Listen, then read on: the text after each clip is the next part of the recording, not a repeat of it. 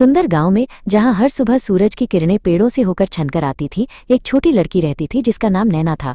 गांव बहुत प्यारा था, पर नैना को लगता था कि शायद कहीं और कुछ और भी रोमांचक होगा।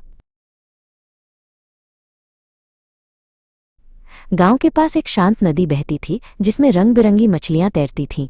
हर घर के आंगन में सुंदर फूल खिले रहते थे और सुबह सुबह चिड़ियों का मधुर संगीत सुनाई देता था। नैना अक्सर नदी किनारे बैठ जाती और पानी में अपनी परछाई देखती। वो सोचती कि क्या इस नदी के पार या उन ऊंचे पहाड़ों के पीछे कोई नई दुनिया होगी। एक दिन गांव की सबसे बूढ़ी दादी माँ ने नैना को अपने पास बुलाया। नैना, उन्होंने प्यार से कहा, क्या तुम्हें पता है कि हमारे गांव में एक खास जादू छुपा है? दादी माँ ने बताया, ये जादू किसी बड़े चमत्कार में नहीं, बल्कि हमारी रोजमर्रा की छोटी छोटी चीजों में है। सूरज की पहली किरण में, चिड़ियों के गीत में और हवा की सरसराहट में। दादी माँ की बातें सुनकर नैना ने गांव को एक नई नज़र से देखना शुरू किया।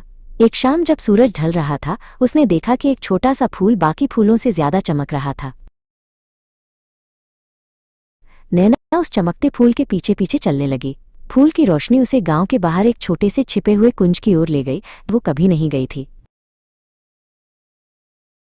कुंज के बीचों बीच एक बहुत पुराना पेड़ था। उस पेड़ से एक हल्की मधुर ध्वनि आ रही थी और वो धीमी धीमी रोशनी से जगमगा रहा था। ये गांव का असली जादू था। नैना को समझ आया कि दादी माँ सही कह रही थी।